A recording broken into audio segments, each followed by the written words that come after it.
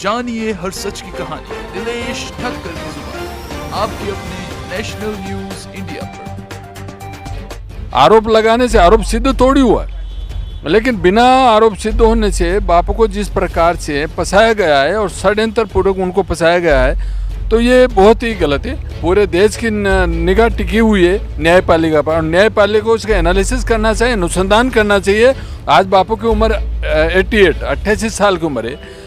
इस उम्र में वो बीमार हैं। न्यायपालिका को उन्होंने गंभीरता पर सुनते हुए, लॉयर्स की बात को सुनते हुए, समाज की बात को सुनते हुए कि बापू को जल्दी से जल्दी न्याय मिलना चाहिए, ताकि देश का भला होगा और भटका हुआ समाज उस अच्छी राह पे चलकर देश की उन्नति होगी, भारत विश्व गुरु बनेगा। मैं बापूजी से कम 25 साल से जुड़ा हुआ हूँ, और बापूजी ने पूरे देश का क्या पूरे विश्व का, उन्होंने चरित्र जो हिंद लोग थे, व्यसन वाले लोग थे, बहुत से गिरे लोगों को भी बापू ने ऐसे दीक्षा और शिक्षा दिए कि उसका कोई बयान नहीं किया जा सकता।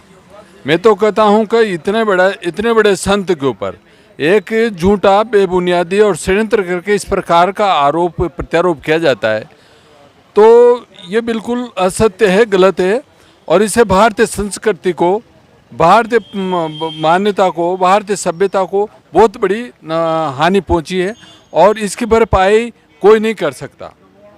बापू को हमने प्रत्यक्ष रूप से सत्संग तो क्या सुना, लेकिन प्रत्यक्ष रूप से उन पूरे जीवन में उतारा है। और बापू को उतारने से आज हमारा जीवन कहाँ से कहाँ है, हमारा परिवार कहाँ से कहाँ है, हर परिवार की स्थिति कहाँ से कहाँ पहुँच गई, केवल बापू के शुभ संकल्प और उनके ज्ञान से और उनके सत्संग से। और बापू जैसे संत विश्व में भी नहीं है। इस प्रकार न्यायपालिका को भी बहुत एनालिसिस करके, और सब लोगों की, पूरे देश की निगाह टिकी हुई है न्यायपालिका पर, और न्यायपालिका को उसका एनालिसिस करना चाहिए, अनुसंधान करना चाहिए। और उस पहले बात तो है कि कॉन्स्टिट्यूशन भी यूँ कहता है। आज बापू की उम्र 88 साल की उम्र है।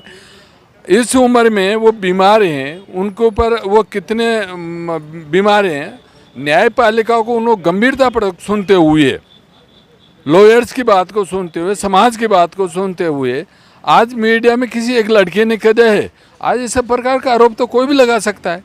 आरोप लगाने से आरोप सिद्ध थोड़ी हुआ, लेकिन बिना आरोप सिद्ध होने से बापू को जिस प्रकार से फंसाया गया है और षड्यंत्र पूर्वक उनको फंसाया गया है, तो ये बहुत ही गलत है, और इससे देश को बहुत बड़ी हानि हुई है।